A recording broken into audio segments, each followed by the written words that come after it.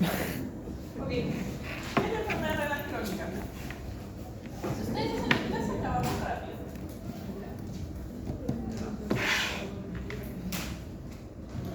Es la insuficiencia de la función renal. Ya. Disminución, insuficiencia. ¿Qué más? ¿Qué otro concepto tiene? Afección irreversible. Irreversible. Me gusta esa palabra. Irreversible. ¿Qué más? ¿Qué más se les ocurre? Coño, el trastorno cibernético. Ok.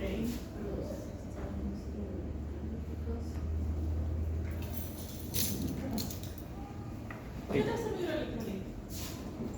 Hipercalemia. Hipercalemia. Hiperfosfatemia. Hiperfosfatemia.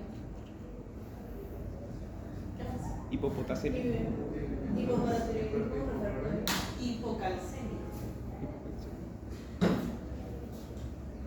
Y Ah, claro, hipercalemia. ¿qué otra cosa puede funcionar? ¿Qué otra cosa les ocurre cuando escuchan enfermedad renal crónica? Estás en el Oliguria o antia. Oliguria, anuria. ¿Cuál es la definición de oliguria? poca Menos de 400 mililitros por día. La semana pasada también me han dicho lo mismo. Menor de 0.4 por Yo kilogramo. les he enseñado por mililitros, ¿ah? Por kilogramo. Por hora. ¿Quién? Yo no estuve. No más. Recuerden que no es lo mismo que su delegado orine 400, a que tú orines 400 y su compañero. Esto se da por mililitros. Esto es menor a 0,5 mililitros por kilogramo por hora.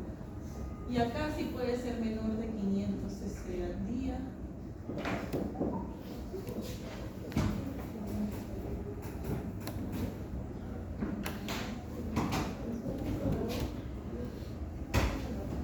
Ya. ¿Qué más? Anemia. Hipoproteinemia. Hipoproteinemia. Sanguínea, ¿te refieres? Acérica. Sí. ¿Qué hace? Como el volumen. Factores de riesgo como diabetes.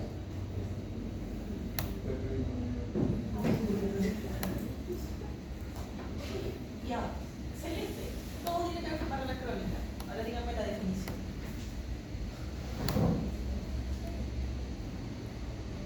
¿Cuál es la definición de enfermedad renal crónica? Y pobre de ustedes que no me respondan porque yo se les he dicho la semana pasada. Disminución de la tasa de filtración menor a 60.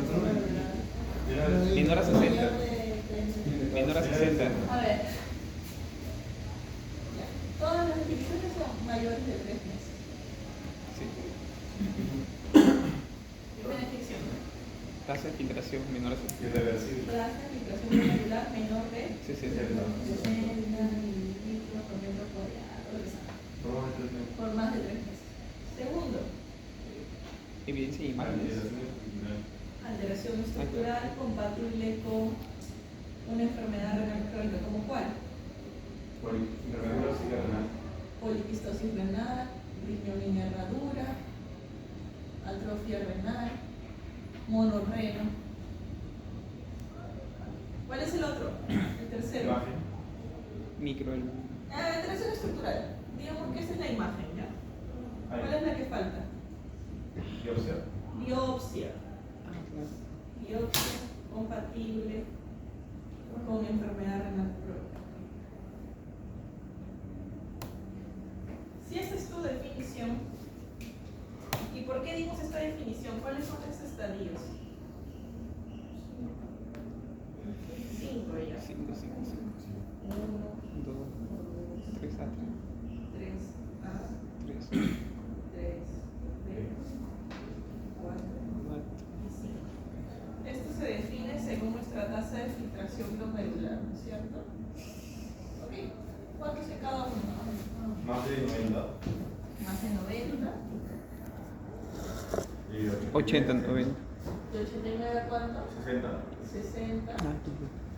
45. 59. 59. 45. Ah. Aquí, 43. Para abajo, 30. 30, 30, 15. 9, 15 y menor a 15.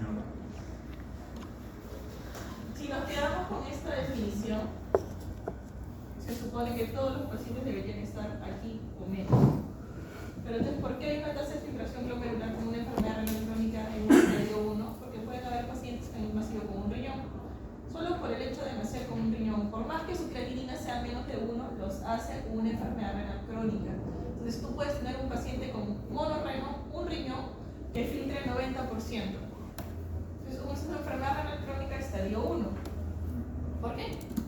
Porque hay un daño estructural. Y el daño estructural puede estar en cualquiera de estos estadios. La definición que nosotros conocemos, la de tasa de filtración glomerular menor de 60 por más de 3 meses, ya lo vemos en pacientes que no tienen estas alteraciones estructurales. Digan ustedes, pequeños seres, ¿cuáles son los factores de riesgo por los cuales nosotros se puede producir una enfermedad renal crónica? Sí, de la cabeza, diabetes mellitus. ¿Qué más? Hipertensión arterial. ¿Qué más? Enfermedades reumáticas. ¿Qué es encefalopatía del hígado? Es una complicación. Encefalopatía breve. ¿Pero qué puede causar una enfermedad renal crónica? ¿Neoplasias? Espérate. Ya. Aquí hay algo que hay que comprender. Si tú tienes un paciente normal que hizo, por ejemplo, un shock séptico y tuvo aumento de asobados, estaba normal previamente, ¿ah? O sea, está con una creatinina en 2, 3, por ejemplo. ¿Lo van a llamar enfermedad renal crónica? No, muy bien, es una injuria renal aguda, que bueno, la terminología de la historia siempre se ponen aquí porque son las siglas en inglés, para no confundir con insuficiencia respiratoria aguda. Si el ATI que tú tienes, que se llama injuria renal aguda, dura más de 3 meses, eso se convierte en un crónico. ¿Ok? Si es un paciente que tiene una injuria renal, hasta que no hayan pasado 3 meses, no podemos decir que es un crónico, porque se le da chances el tercer mes. O sea, shock séptico puede ser una causa de enfermedad renal crónica, sí, pero al inicio no, tienes que esperar 3 meses. Si no pasaban los 3 meses, sigue siendo una injuria renal aguda. ¿Cuál? La vasculitis. Enfermedad reumática, ¿no? Lupus, vasculitis. ¿Qué más? Artritis reumatoidea.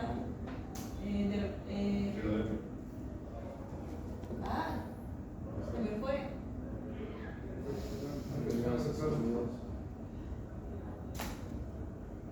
Vamos a caer. Dermatomiositis. Infecciones. Infecciones si es que cronifican, como ya hemos dicho acá. Infecciones y cronifica. Si no cronifica, es un agudo. O sea, sí, pero no. Sí, pero en el contexto. Porque tú puedes tener un paciente normal que tiene una infección. La infección puede ser una injuria renal aguda, pero sigue siendo agudo hasta el tercer mes. Entonces, puede producir, ya te voy a dar el delegado ya. Estoy de buen humor. Doctora, ¿se podría decir técnicamente que toda causa de injuria renal aguda tiene potencial de ser causa de enfermedad renal crónica? Sí, claro. No necesariamente. Es potencial, sí, claro. Otro que van a ver mucho en adultos mayores varones es una hiperplasia benigna de próstata y generar una uropatía obstructiva. Sí.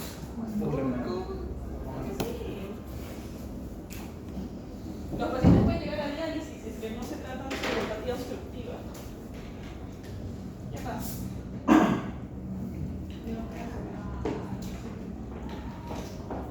No tienen neoplasias. Pero chicos, estoy deshidratadísima, no sé por qué.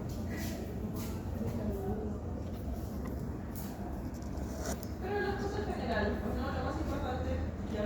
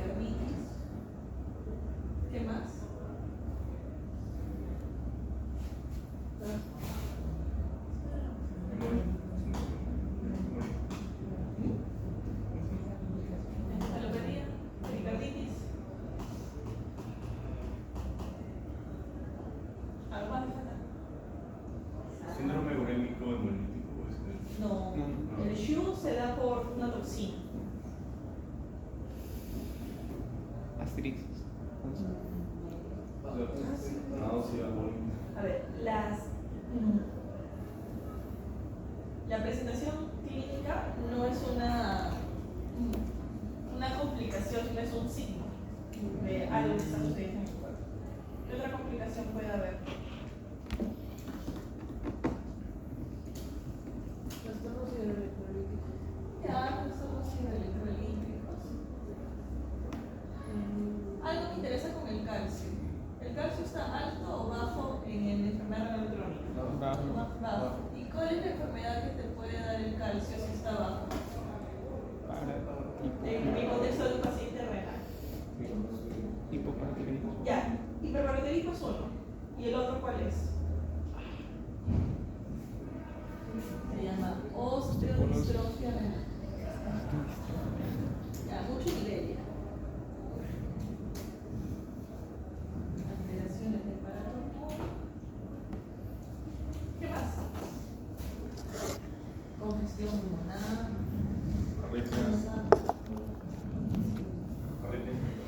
Perfecto, arritmias. ¿Qué electrolito está Hipercalémico. hipercaliente? Sí. ¿Qué alteraciones en el electrocardiograma vemos en hipercaliente? Tepicudas. Una tepicuda.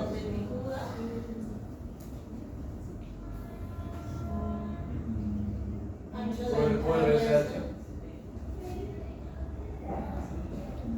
¿Qué tiene, Connie? Esa abreviatura es. Ya. ¿Qué más nos preguntan? Ok, vamos a ver cuáles son los síntomas o los síntomas.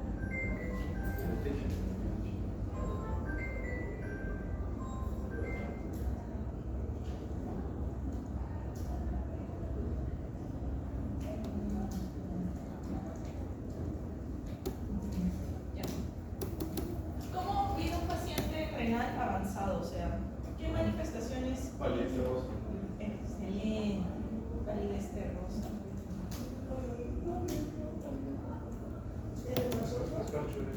Escarchovénica. Edema. A la auscultación, ¿qué podría haber en el paciente? Crépitos. O sea, cuando uno examina un paciente renal, tienes que buscar cosas que me digan que el paciente se está complicando.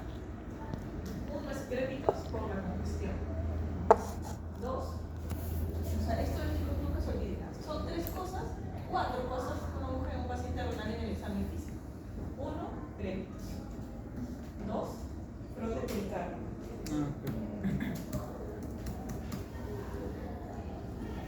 Tres, el edema ascendente. Y cuatro, si es que hay un trastorno a nivel de conciencia. Porque estos cuatro puntos me pueden dar una severidad. O sea, si hay alguno de estos cuatro que sea importante, el edema ascendente que llegue, por ejemplo, a una anasalta, esto podría ser el inicio de algo que se llama terapia de reemplazo renal. ¿Qué significa eso? Realizar esta Y estas cuatro cosas es lo que nosotros evaluamos antes y después de cada diálisis del paciente.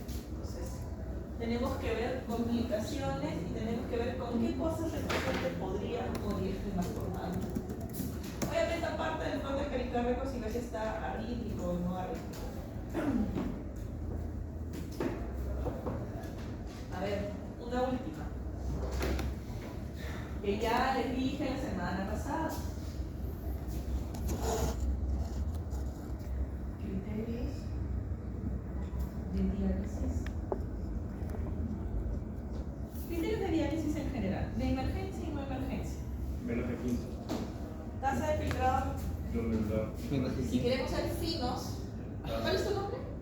Vicente. Si queremos ser finos, y cuando seas residente, ¿de qué especialidad quieres ser residente? ¿Qué quieres hacer? ¿Clínico o quirúrgico? Por ahora clínico. Muy bien. Ahora me cae mejor. Siempre decimos que cuando un paciente está en menos de 15, va a diálisis. Pero no todos cuando llegan a 15 van a diálisis. Usualmente cuando están entre 30 y 15 los preparamos para la diálisis. Pero hay situaciones que son. Si es menos de 15, usualmente ya preparamos todo rápido para que entre a diálisis. A menos que tenga algún criterio de diálisis de emergencia. El que sí o sí entra a diálisis, tenga o no criterios de emergencia, es el que tiene menos de 10.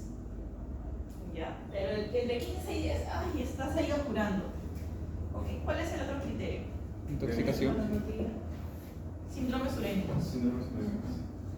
O sea, que tenga pericarditis, encefalopatía, sangrado. ¿Okay? ¿Cuáles son los otros criterios de diálisis de emergencia? Intoxicación. Hipercalemia, ¿qué hipercalemia? 6.5. Refractaria.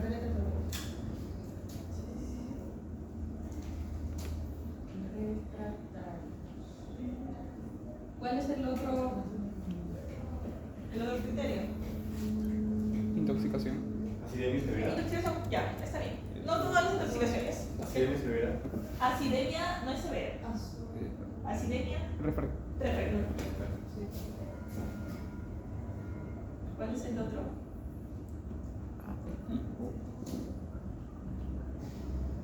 Le falta uno más. Intoxicación por solicitada, ya. Pero le falta uno más. Algo que me interesa que sepan. Se los he dicho la semana pasada. Edema agudo del Ah, pulmón. claro. Muy bien.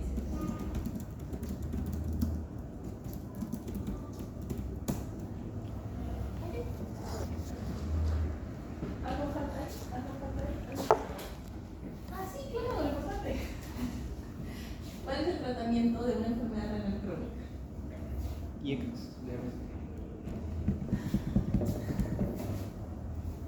Te la voy a dar. Diálisis al final ya. Diálisis. Bajo esos criterios. Y si no tienes esos criterios, ¿cuál es el tratamiento? Trasplante. Eso se puede. Trasplante si viene con criterios. Si no, diálisis. ¿Cuál es el primer manejo que hay que hacer con pacientes renales? Ah, furosemida. Manejar. Las No. Aparte de la Los complicación, electrolitos. Ah, no sé. La etiología. es manejar la causa de fondo que produjo la enfermedad renal crónica. Si tú tienes un diabético, tienes que compensar tu diabetes. Si tienes una hipertensión, compensar, o sea, controlar tu hipertensión. Tienes que controlar todos los factores de riesgo previos. Que sea obeso, que baje de peso. Y ahí tienes dietas, que no en todos los estadios, ¿ah? De acuerdo a la tasa de filtración. No fumar. La dieta también es política. Muy bien. Me ganaste. ¿Qué dieta? Dieta DASH. Hiposódica, ¿cuánto de sodio le vas a dar a tu paciente? También toma proteína. ¿Cuánto de sodio en día? Menos de 4. ¿Cuántos gramos de sodio va a comer tu paciente en un día? Ah, muy bonito. ¿Cuánto es? 4 gramos. Hipoproteica. Creo que ya se los he dicho ya. ¿Cuánto es una dieta normoproteica? Me están diciendo hipo, es porque saben lo normal. 1.5. 5 gramos por kilo. 1 a 1,2 gramos por kilogramo al día. Algunas bibliografías dicen 1.5, pero manejemos de 1 a 1.2. ¿Cuánto es una dieta hipoproteica para mi paciente renal? Menor a 1. Aquí graciosos. Menos de 1, yo también sé que es menos de 1. 0.95, no, chica. 0,8 gramos por kilogramo al día. Algunas bibliografías los mantienen hasta 0,6 gramos por kilogramo al día. No es quitarle la proteína y bajar. ¿Cuánto de potasio? ¿Cuánto es lo normal de potasio en un paciente? 3.5. No, ¿cuánto es lo de ingesta? Ah, ¿Cuántos gramos, miligramos, equivalentes? ¿Cuánto consume un paciente al día de no potasio? sé. Oye, no pasé nutrientes. Ustedes querían que la clase la tenga internista, acá estamos. ¿Cuánto es lo normal de bien equivalentes que consume? Y eso lo deben saber ustedes en metabolismo de potasio, que han visto. Ingesta, salida, el fisio.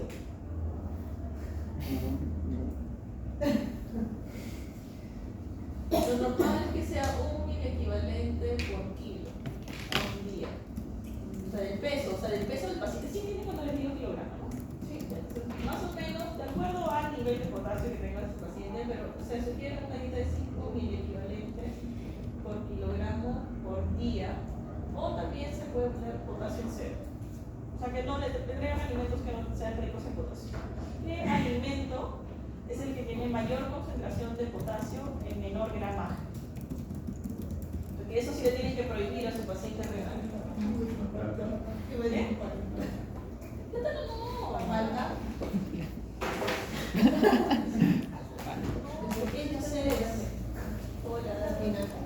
Tampoco. ¿Cuál es el alimento que tú dices? Ya. Pues les voy a dar un ejemplo, ¿no? Si en un potasio tengo un gramo de. En un plátano tengo un gramo de potasio. Es bastante, ¿no? Pongamos que un plátano está a 100 gramos. Hay un gramo de potasio. Me invento. Ya, no es que sea real. Pero, ¿qué alimento es pequeño pero tiene mucho potasio? Eso es lo que estoy preguntando. ¿En qué alimento, a pesar de que sea poca cantidad, hay bastante potasio para la cantidad de gramos que es? Muy bien, delegado, un punto imaginario para ti. ¿Cuál? Eso estoy viendo. Almendra. Nueces, Nueces. benganas, avellanas, almendras, todos los frutos secos. Eso le tienen que una vez. Les voy a contar ya.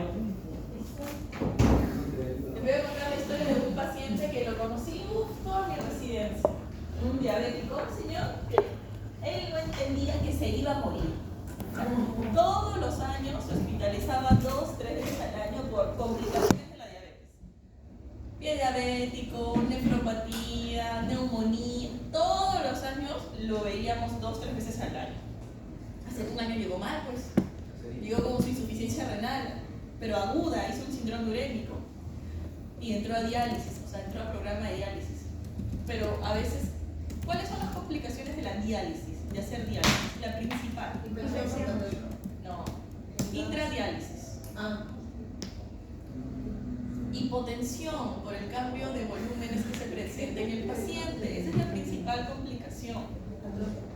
Entonces, cuando hay esa complicación, chicas, me distraen, cuando hay esa complicación, uno no puede quitar a veces todo el volumen o hacer la diálisis 100% efectiva. Entonces, no bajan los vasovados como deberían.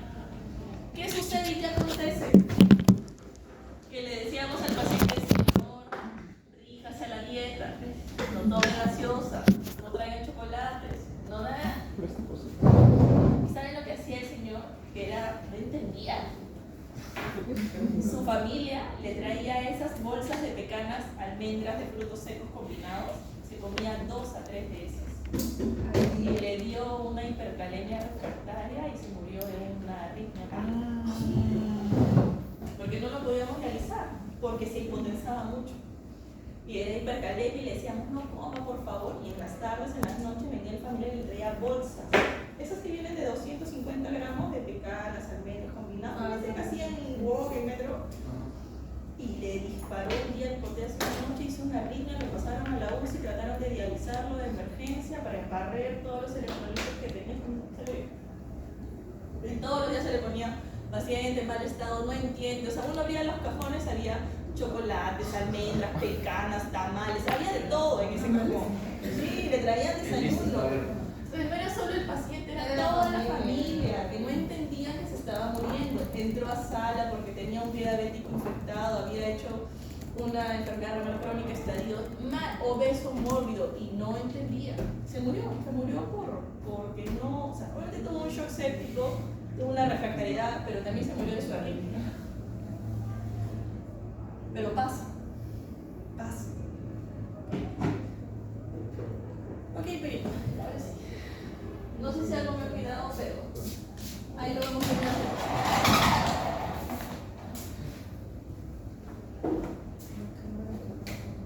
Tomamos fotos.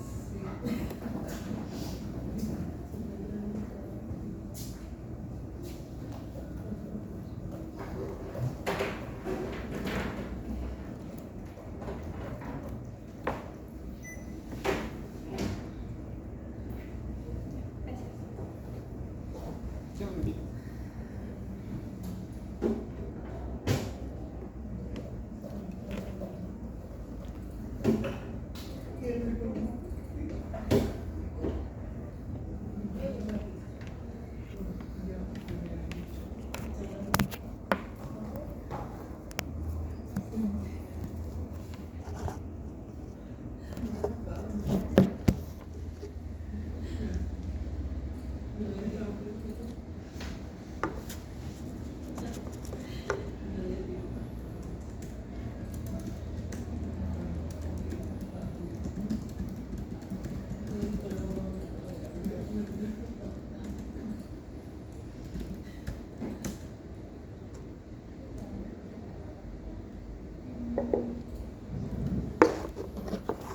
Ok, chicos, vamos a ver ahora sí la enfermedad renal crónica ya. Como ustedes ya saben, la parte de la unión va a la secreción de los productos endógenos, como creatinina, nitrógeno químico, ácido úrico, exógenos como medicamentos y medios de contraste. El control de la tensión arterial también es importante. ¿Por qué? Porque vamos a tener el eje renina angiotensina aldosterona y el órgano blanco del péptido natriurético atrial. Las funciones endocrinas, que son la activación de la vitamina D, síntesis de eritropoyetina y renina, participación activamente en la homeostasis ósea y mineral, regulación energética de gluconeogénesis y regulación ácido-base, dieta occidental, regeneración de bicarbonato y excreción de hidrogeniones. Es un deterioro progresivo e irreversible de la función renal secundario a la destrucción de la masa nefronal. Cuando el filtrado glomerular es menor a 25 o al 35, al 35%, ¿qué significa esto? Bueno, debería ser que cuando el filtrado glomerular es menor al 25 a 35%, debería haber mayor aumento de urea y creatinina. Pacientes relativamente asintomáticos o con anemia, hipertensión arterial o poliuria y el filtrado glomerular cuando es menor del 15% aparecen signos de síndrome urémico. Esto es muy debatible. Puede haber síntomas de síndrome urémico cuando a pesar de que estemos estadio 4, o sea, con tasa de filtración glomerular en 20, también podría aparecer un síndrome urémico, pero más raro. Pero a partir del estadio 5, que es la tasa menor de 15, ya vemos con mayor frecuencia. No confundir las modificaciones fisiológicas a ello. Nos hemos olvidado. La tasa de filtración glomerular empieza a descender por envejecimiento. Entonces, ¿cuánto desciende por años, por décadas la tasa de filtración? ¿Uno por año? ¿5? Uno por año. Desde los 40. Desde los 30. Entonces,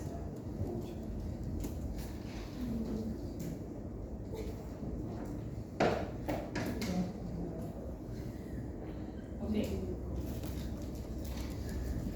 Entonces, no confundir las modificaciones fisiológicas con enfermedad. El 14% presenta cicatrices a nivel cortical. Peso y tamaño del riñón varía, disminuye 30% de los gramos del total a los 90 años y disminuye en 2 centímetros entre los 50 y 80 años. La función renal disminuye a partir de los 30 años. Puede haber hipofiltración senil, alteraciones vasculares renales, disfunción fragilidad tubular, hipotonicidad nodular y una uroobstrucción. También se puede presentar con albuminuria, alteración del sedimento urinario, alteraciones hidroelectrolíticas, alteraciones histológicas en la biopsia, anormalidades en el estudio de imagen e historia de trasplante renal. Ah, verdad, olvidé allí abajo. Todo trasplantado renal es una enfermedad renal crónica. ¿Ustedes han visto el caso de Selena Gómez? No. Sí. Ah, las mujeres saben. ¿Saben quién es Selena Gómez? Sí. Todo el mundo sabe de él. La de Justin Bieber y ahora Está con Benny. Ahora está con Benny Blanco. Pero no se quiere casar con Benny Blanco. Bueno, de hecho me amo. Pero ella tiene lupus. Sí. Ah, sí. Ya. Y su mejor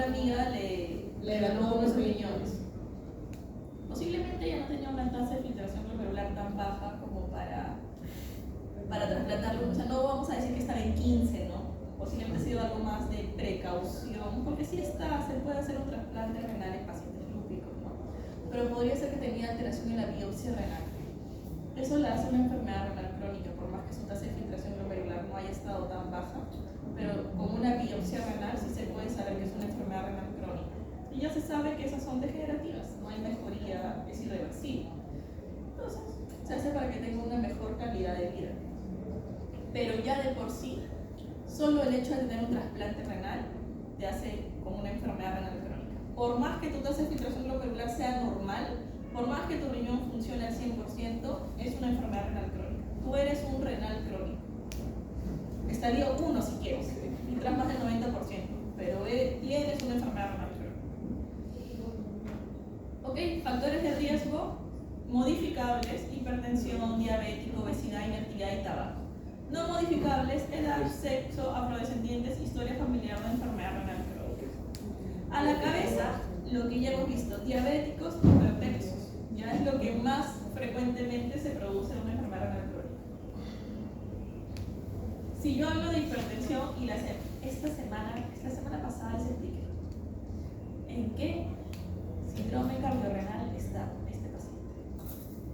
¿Qué tipo de síndrome cardiorrenal tiene este paciente si es una enfermedad renal crónica por hipertensión arterial? Tipo 4. 2.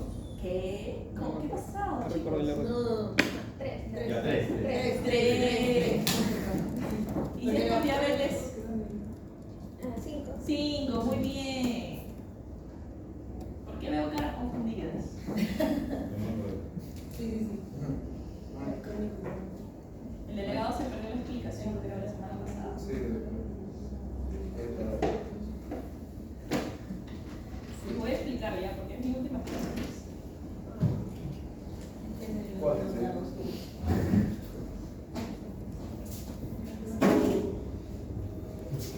Para que nunca se olviden. Bueno, nosotros vemos síndrome cardiorrenal. ¿Cuántos tipos había? 5.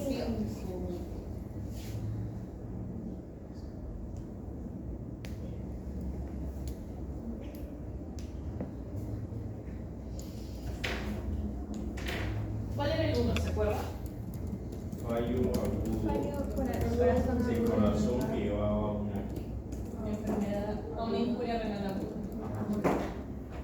¿Eso qué quiere decir? Agudo como qué? Un infarto. Infarto. Si tienes un infarto del corazón, que es una lesión aguda del corazón, como hay disminución en la contractilidad o hay una disinesia del corazón o no hay adecuada contractilidad, no va a haber un buen gasto cardíaco. Si no hay un buen gasto cardíaco, el riñón sufre agudamente, ¿no es cierto?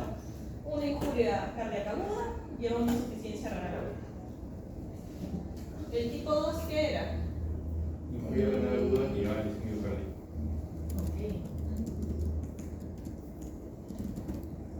¿Cómo qué? Uremia. Una pericarditis. Puede ser una Pericarditis. Ya, una rhabdomiolisis que esté produciendo una injuria renal aguda. Eso puede hacer aumento de azoados, producir una pericarditis y producir una lesión aguda del corazón. Muy bien. ¿El 3 cómo es? Fallo crónico de corazón. Ajá. Y lesión Que produce una falla crónica del riñón. Una hipertensión de larga data, una enfermedad coronaria crónica, produce una enfermedad renal crónica. ¿El tipo 4 cómo es? fallo renal crónico y fallo crónico. Una enfermedad renal crónica que va a producir, por ejemplo, una insuficiencia cardíaca o va a producir disminución en las alteraciones de la motricidad del corazón. ¿Y el quinto? ¿Por qué? Que produzca. Sí, una enfermedad que produzca daño simultáneo. Por ejemplo, diabéticos. La diabetes puede producir alteraciones cardiovasculares y renales simultáneas. Entonces tienes tu síndrome cardiorrenal. Hipertenso sería, por ejemplo, un 3. Y diabéticos podría ser un tipo 5. Tenemos también glomerulonefritis, enfermedades hereditarias, enfermedades del sistema inmune, enfermedades obstructivas, nasopatías obstructivas, medicación y la. ¿Qué medicación puede hacer de enfermedad renal crónica? aminoglucósidos. Si bien puede ser una injuria renal aguda, como al inicio, pero se puede transformar en una crónica, ¿no? Puede ser en nefrotoxicidad o bramicacina que quede como una lesión permanente. Muy bien. Chicas, me distraen. La mayoría de las personas con enfermedad renal temprana no tienen síntomas. Es por esta razón que es tan importante realizar estos análisis. En los estadios posteriores de la enfermedad renal es posible que experimenten estos síntomas. ¿Qué síntomas?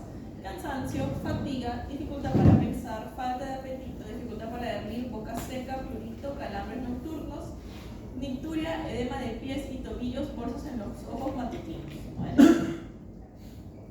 Van a haber alteraciones hidroelectrolíticas, cardiovasculares, gastrointestinales, hematológicas, neurológicas, osteomusculares y hormonales.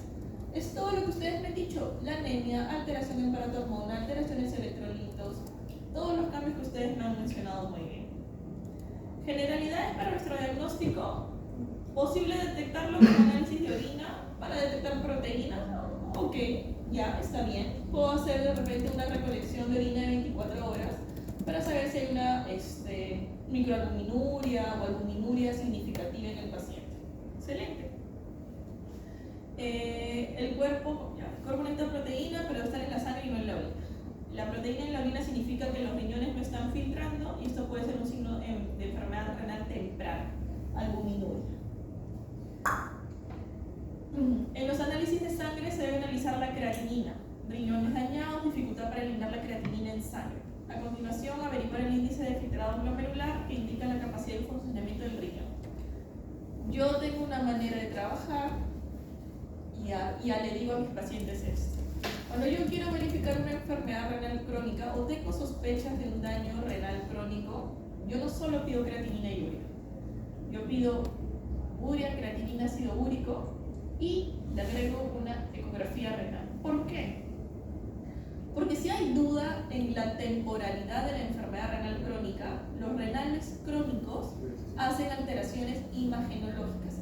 Puede ser cambio en el tamaño del riñón, o otro que ustedes deben valorar en su ecografía renal es diferenciación de córtico-medular. excelente, la diferenciación córtico-medular. ¿Ok? Eso es algo que se tiene que ver. Si está reducida esa diferenciación, lo más probable es que el daño haya sido crónico. Cuando hay esa duda, o tú dices, escucha, será un agudo, un crónico, de repente nuestro paciente ya está teniendo daños que aún no se ven en la urea y creatinina, pero ahí parece que el riñón hay cambios.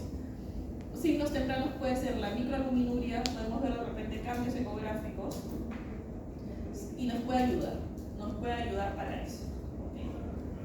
Una ecografía o TAC, sus imágenes muestran el tamaño de riñones o presencia de tumores, cálculos renales o quistes.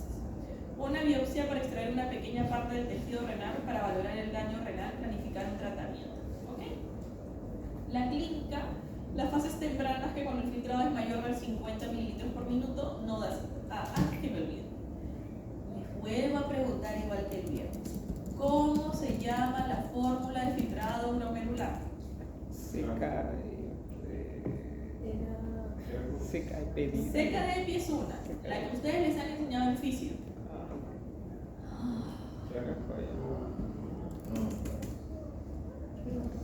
Fórmula para determinar el látex. ¿Cómo se llama la fórmula? ¿Cómo se llama? ¿Cómo se llama el nombre propio de la fórmula? Muy teórico. Les he dicho el viernes. Pequeños seres, un internista muere cuando no responden eso. Crocofordol. Ah. No recuerdo. ¿Cómo? ¿Y cuál es la fórmula? Peso. 144 menos Peso. No, edad. decepción. El viernes se las dije, se pasaron. Ya, la van a buscar, no vamos a perder mucho tiempo en eso. Y la otra es el CKD-EPI, que es una fórmula que se usa también, que es bastante más práctica para el área de hospitalización de medicina. ¿Okay? En la fase moderada, que la depuración de creatinina está entre 50 y 25, puede ser con síntomas, y la fase severa, cuando el filtrado glomerular es menor de 15 mililitros. Aquí tenemos los estadios, que ya los hemos mencionado también en la pizarra. Es exactamente lo mismo que se define a través de la tasa de filtración glomerular. El tratamiento es un tratamiento conservador. Entonces, es importante el tratamiento de la insuficiencia renal precozmente con el fin de evitar complicaciones o secuelas. O sea, la idea es que si ustedes ya diagnosticaron una enfermedad renal crónica en cierto estadio, hagan todo lo posible para que se mantenga en ese estadio y no progrese la enfermedad renal crónica. Cuando ustedes ya la diagnostican, ya no hay vuelta atrás. Donde está el paciente, ahí está. Lo que tienen que hacer es evitar todos los factores que puedan producir empeoramiento de la función renal. ¿Ok? No hay forma que recupere esa tasa filtrada. Ya no, porque es irreversible. La característica de la enfermedad renal crónica es que es irreversible. Si fuera una injuria renal aguda, ahí podría haber reversibilidad. Pero mientras se mantenga en un estadio que ya es su nuevo basal, eso es irreversible. Control dietético, restricción del consumo de sal, proteínas, alimentos ricos en fósforo y potasio, restricción. O sea, se restringe el consumo de sal, proteínas, alimentos ricos en fósforo y potasio. La vida acá. ¿Cuánto de calcio?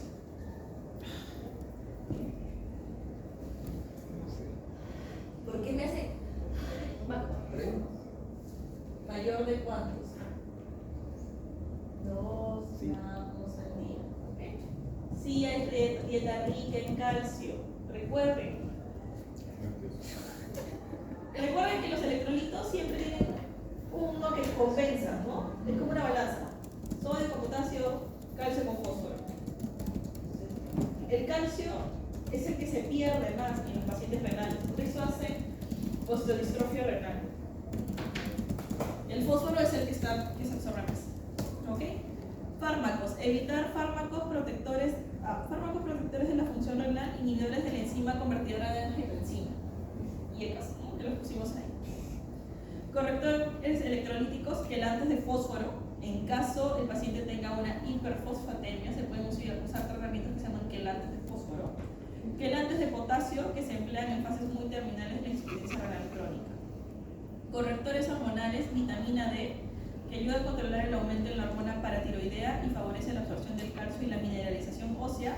Y eritropoyetina, que estimula la producción de células en serie. Otra cosa que nos costó también.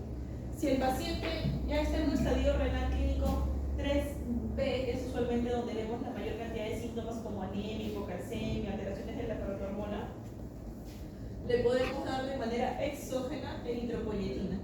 Sí, es la EPO, ¿no? Sí, se llama epoetina.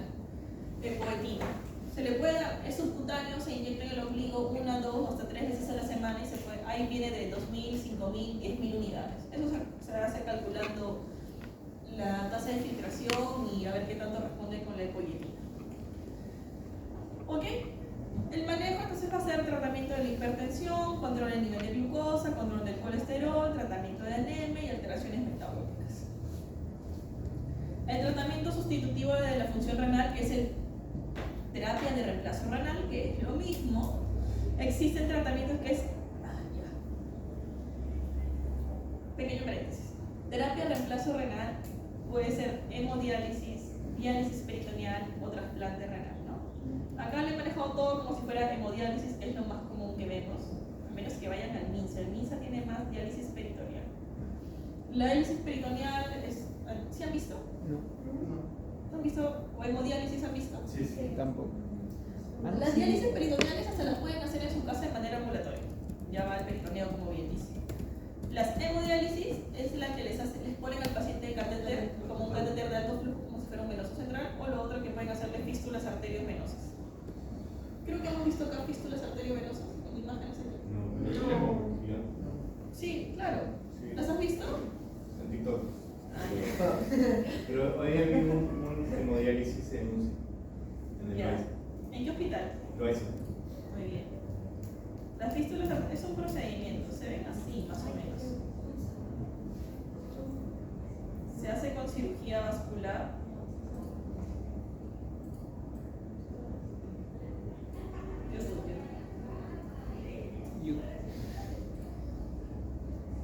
Los reels de YouTube, excelentes, ¿ah? Excelentes. Y entonces se hace un procedimiento que se hace una fístula, como bien su nombre es la conexión de dos tejidos. ¿Qué está viendo hablando huevadas?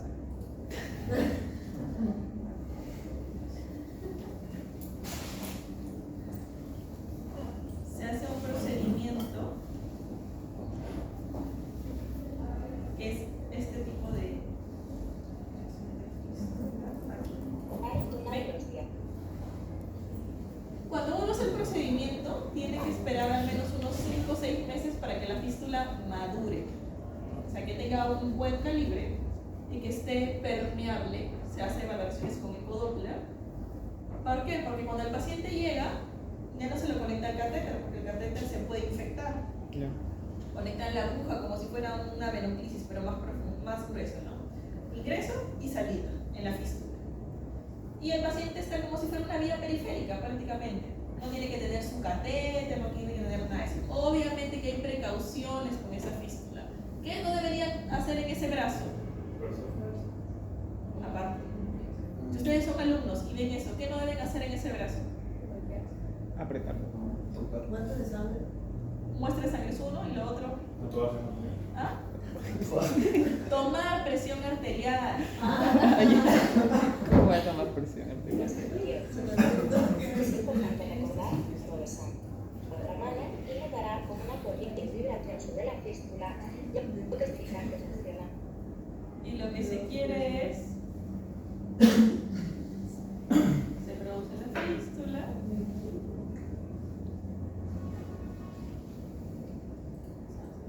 No.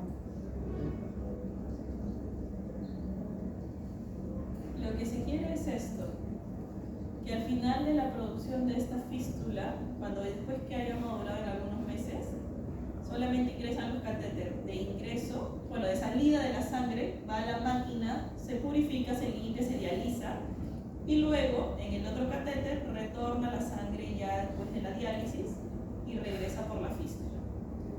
Y es un procedimiento mucho más fácil que ponerle un catéter de alto flujo al paciente que se infecta, le duele, no puede hacer sus actividades, no puede ir a la playa, no puede tomar sol, no puede hacer nada el pobre paciente. La fístula les permite mayores movimientos y actividades. ¿Ok? Entonces se puede hacer la hemodiálisis, que es la eliminación de toxinas y líquidos sobrante que se realiza a través de un filtro artificial. Se puede hacer diálisis peritoneal, que es la eliminación de toxinas del líquido que se produce a través de la membrana del peritoneo. La que mayor se infecta es la peritoneal, ¿ok? Es la que mayor complicaciones trae usualmente. Y el trasplante, que es la tercera terapia de reemplazo renal, que ya se debe hacer con donantes, o se debe de poner compatibilidad del grupo sanguíneo inmunológico. Y cuando uno le hace un trasplante renal, ¿saben cómo se hace el trasplante? No. ¿Le quitan un riñón y le ponen otro? No, no es el trasplante renal. Le agregan un riñón al paciente, al final queda con 3. No le quitan y le ponen. Le agregan a eso. A veces se tiene aquí adelante o atrás. Ya, pero eso es otra clase. Si hay tiempo les enseño un video. En tratamiento, dificultades puede ser el acceso vascular por la arteriosclerosis, insuficiencia venosa, inestabilidad cardiovascular, hipotensión, cefalea y calambres, angina de pecho, arritmias y sangrado gastrointestinal. Manejar todas las comorbilidades como ya hablamos, ¿no? Manejar las enfermedades que están de fondo, que estén controladas, y si tienen hábitos nocivos, quitarlos. ¿Listo, pequeños? Listo. Este es el resumen, pero creo que el más bonito está el resumen de la pizarra.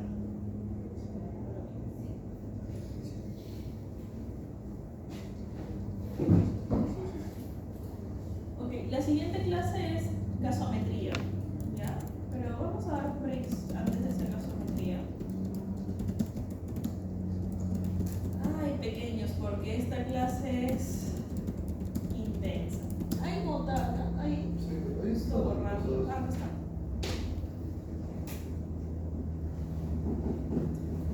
¿Ya han visto alas? En serio. Vamos a hacer esto, ¿ya? Vamos a tomar un break hasta las 4:30. Regresar.